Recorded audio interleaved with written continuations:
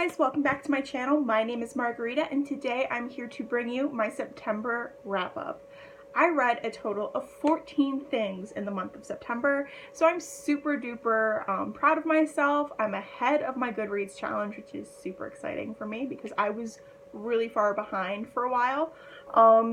And let's just talk about some books because why the heck not? The first book I'm going to talk about is The Wicked Deep by Shea Ernshaw. Technically, I finished the last 20 pages of this the very first day of October, but I read over 90% of this in September, so I'm going to talk about it in this wrap-up, and while it's still fresh in my brain. This book basically follows our main character, what's her name, Penny? Penny, that's her name, and she lives on this island near this town of Sparrow, where every summer these three sisters who were accused of being witches and drowned in the harbor come back for a couple weeks in the summer, and they take their revenge on the town by drowning boys. And so she lives in this town, and one day a stranger shows up. His name is Beau, and she knows what's about to happen, that this curse is about to take place, and he knows nothing about it. So she tries to protect him and keep him safe through these couple of weeks, and I gave this 3 out of 5 stars. It's an okay book. It's spooky, it's witchy, there are some atmospheric parts that I really enjoyed. Like, I like the part about how when the swan season starts, because the sisters were the Swan Sisters, so when swan season starts, you can hear the sisters singing from the harbor, trying to draw in girls so that they can take over their bodies to start going around and drowning boys. Like, that was really, really cool. I like that concept. But there were certain things about this that just were mediocre at best. Like, it's insta-love for one thing, which I really don't like. We're supposed to believe that these characters fell madly in love within like a week of knowing each other, which, don't get me wrong, you can fall in love with someone quickly, but this is insta love. You don't know anything about that person, so it's just like And also the plot twist I saw coming pretty much as soon as the swan season started. I was like, I bet you this is what's gonna happen, and it did. So that kind of took that thrill away from me. The ending was okay. It's a good book. It did what it needed to do, but by no means is this a fabulous book. I would not tell people to rush out and buy it. But you know, if it's from your local library or you find it for super cheap and it sounds interesting, pick it up.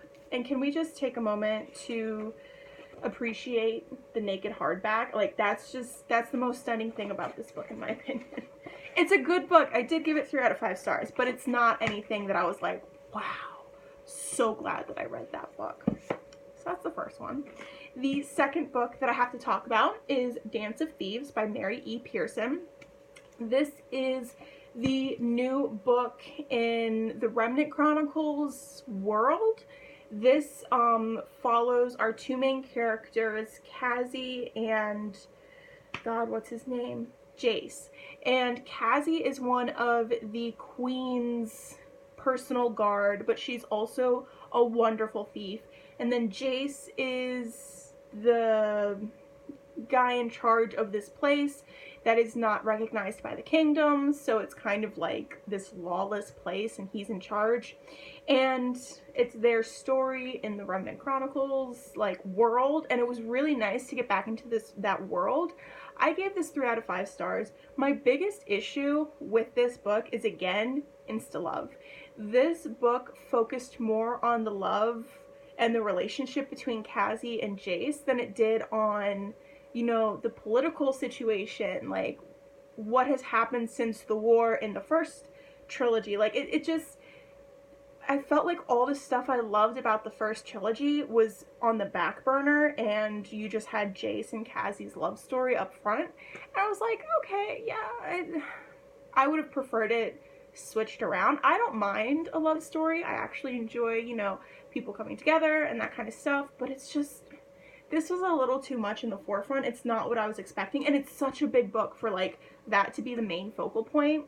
It's just a little much. I will probably continue on with the series. I think it's a duology, and I read that as an audiobook, so I'll probably pick up the second book as an audiobook, but it's not as good as the first series. I'm just gonna say it. Those are my personal opinions. If you don't like it, I'm sorry.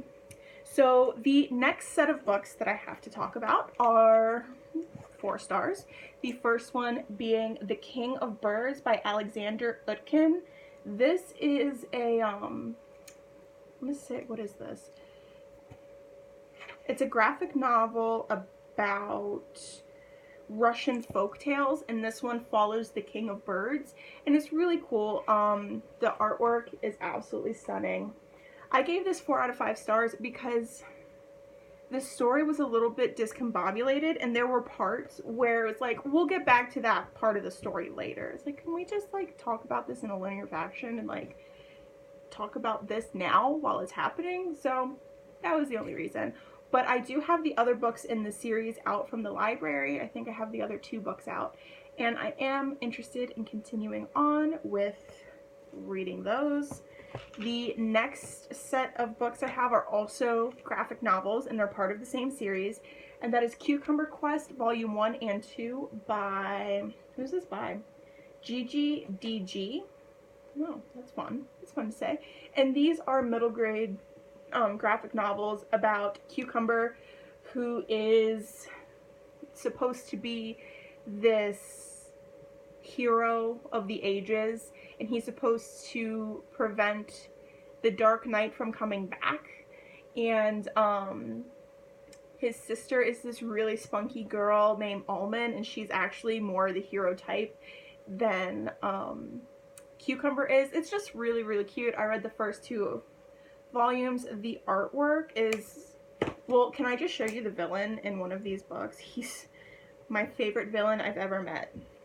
He's the little octopus thing with the crown. Like, he's just so fun. And the artwork is just super great. It's super colorful. And I really, really liked it. So I gave those 4 out of 5 stars. They're cheesy as heck. They are definitely for a younger audience, but they were just really fun to read. And just, you know, I liked them. It is what it is. The next book that I have to talk about is Melmoth by Sarah Perry. This is the author of The Essex Serpent. This is a story, it follows a couple different people, but our main character is Helen Franklin, and she is starting to learn about Melmoth, who is the witness. So the story of Melmoth is that she is one of the women who went to the tomb of Jesus after he rose, and she claimed that she didn't see anything like the other 2 did. So she is cursed for all eternity to be witness to all the horrible things that happen on earth. So Melmoth goes around haunting these people essentially, and her newest victim, I guess, is Helen, and you're starting to learn how people in Helen's life have encountered Melmoth and how that is now affecting her and all of these things, and you find out the background of Helen and why she thinks she's being haunted by Melmoth. And I really enjoyed it. This is definitely very atmospheric, very spooky. It gives you kind of unsettling vibes. I gave this 4 out of 5 stars. I really enjoyed it. Highly recommend. I listened to the audiobook and I really enjoyed it. And what I thought it was going to be a lot lower of a rating, but the very, very end was like, ooh, it sent shivers down my spine, and I loved it so much. The ending was so good. So yes, I highly recommend this. The next book that I have to talk about is Wondersmith, The Calling of Morrigan Crow by Jessica Townsend. This is the 2nd book in the Wondersmith series. This is a middle grade series about our main character Morrigan Crow, who is a wondersmith. So, oops, that might have been a spoiler for the first book, but I mean, it's called Wondersmith. Basically, she's this very special child who has this very rare ability, and she's trying to learn how to control it, and people are afraid of her because the last Wondersmith was evil. So that's the background. I really enjoyed it. This takes place in the school and learning, and it's just really cute, and I liked it. I gave this like 4.5 stars out of 5. I'm so looking forward to continuing on with the series. It's really good. I highly like it. Yes. The next set of books I have to talk about are all part of the same series, and that is The Girl from the Other Side.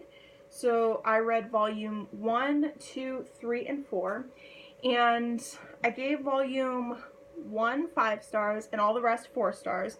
This is basically, excuse me, about our main character, gosh, what is her name? Shiva. I think it's Shiva.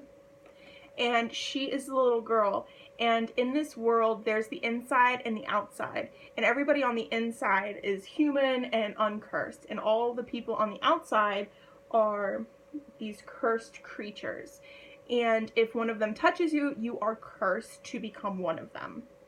That's the story.